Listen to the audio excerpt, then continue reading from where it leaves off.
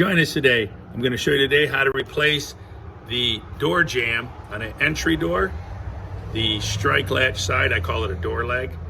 The door leg on your entry door, we're going to show you today how to replace that. All right, so please join us.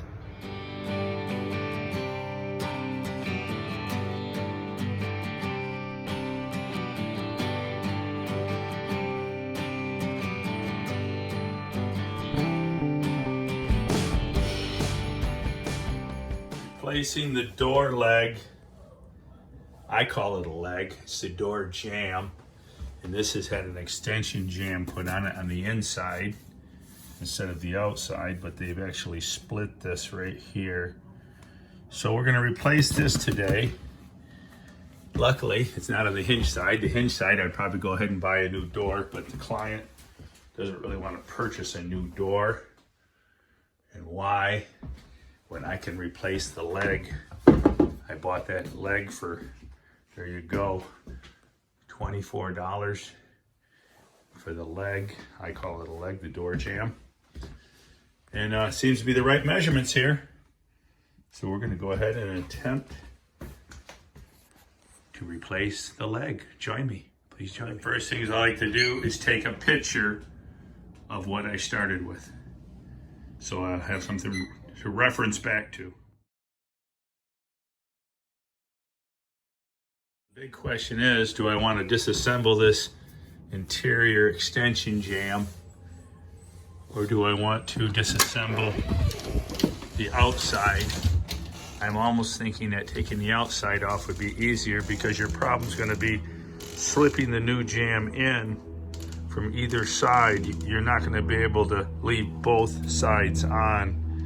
I think I want to attack it from the outside, removing the brick mold. This is your brick mold in your storm.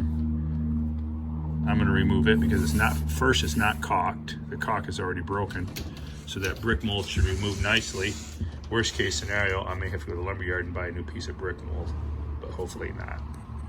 All right, so that's how I'm going to attack this, from the outside. And we'll slide the new jamb in. So far, so good. Removing the brick mold from the door jamb. I'm going to take my vibrator and cut the jamb at the top and at the bottom, just above the threshold, so the staples and fasteners will remain, and I can surgically take them out at the end.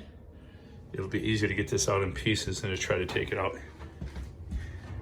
in one big piece. Now we've cut it at 3 locations with the vibrator, oscillator, whatever you prefer to call it. Now I'll remove the jamb. Ask, why not use a Sawzall, Bubba? Well, the reason I don't like to is because with the Sawzall, you're taking a chance of it jumping and damaging something, you know, something that you're trying to keep. If it jumps and damages this, or even your finger, there's less chance of injury with the oscillating blade. Take the hammer and I'll bust out what's left of the jamb. And we'll take a metal blade, Sawzall, oscillating blade, whatever you prefer, and cut off these 2 screws that attach to the threshold. Blade to cut the staples at the fitting of the new leg. It took a little manipulation up top here. I had to kind of put it in an angle and give it some love taps where they won't be visible, as you can see the hammer marks. And we got her tucked in pretty nicely. She looks like she's going to be a good match. All right. There you go. A little caulk, some fasteners. Re-level it, re-shim it, nail it down with my nail gun. We're almost there. Getting the door back together, marking the deadbolt for the perfect marking. We are going to take the good old mustard, one of my favorites. I love mustard. It's better for you than mayonnaise.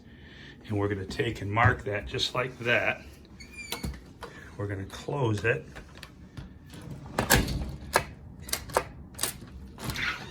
All right, that's where we drill the hole. All right, keep it a secret, but go tell a friend. Bubba shared secret tips around the world. I think I set a new personal best record, 1 hour and 30 minutes. Door back together, shuts nicely. Deadbolt, thanks to the old mustard trick. And remember, you can use mustard seed to eradicate disease in your garden. I'll link this back to giant pumpkin video, and you can buy your seeds at worldwidegiantgrowers.com. Seeds are on sale now. Grow your own 2,000 pound pumpkin. All right, keep them growing, man.